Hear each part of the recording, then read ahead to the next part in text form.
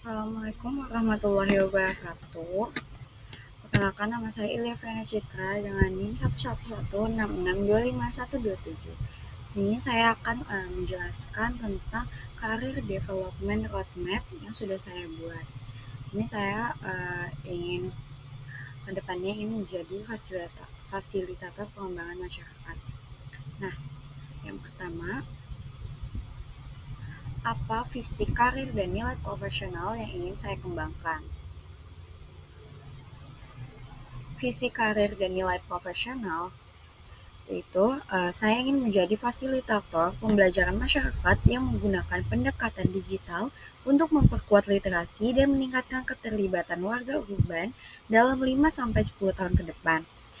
Selain itu juga, saya ingin menjadi fasilitator pengembangan masyarakat yang mampu memimpin perubahan sosial berbasis kolaborasi, inovasi, dan juga empati. Selain itu, di sini ada nilai profesional yang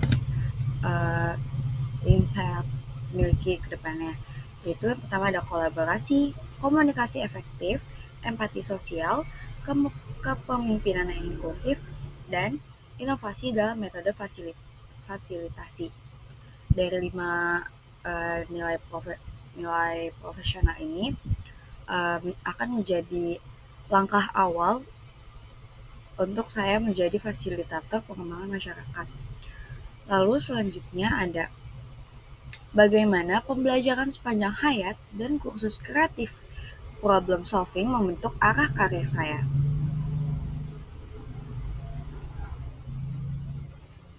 Itu dengan cara lifelong learning dan kursus kreatif problem solving.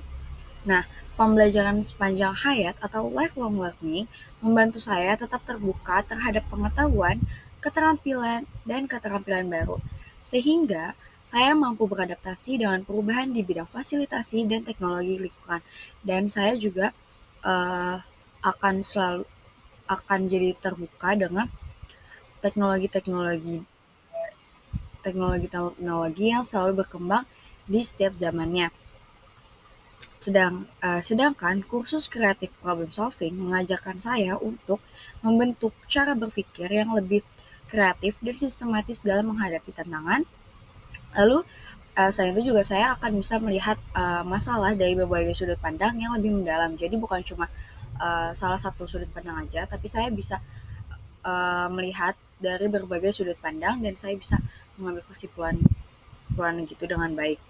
Selanjutnya saya bisa mendorong penggalian ide-ide inovatif untuk solusi yang praktik dan efektif.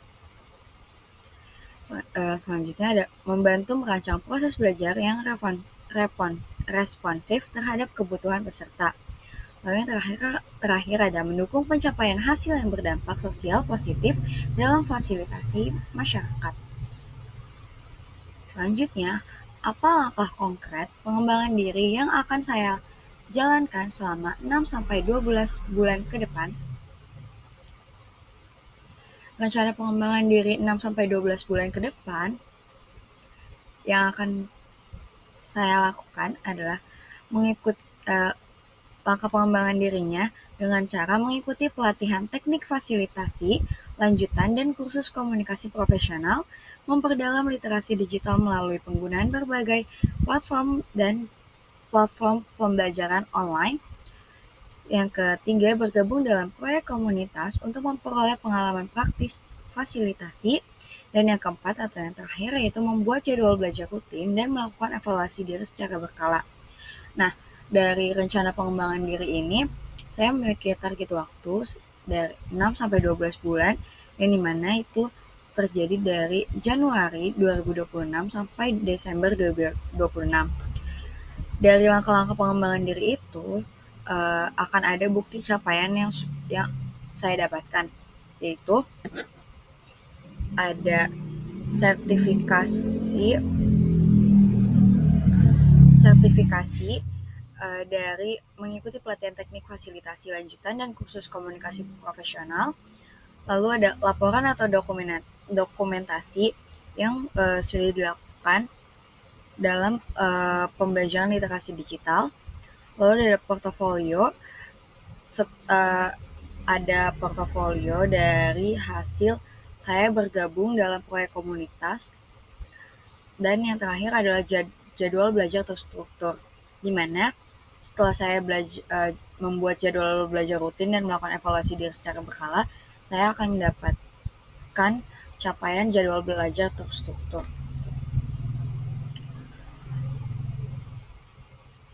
Oke, sekian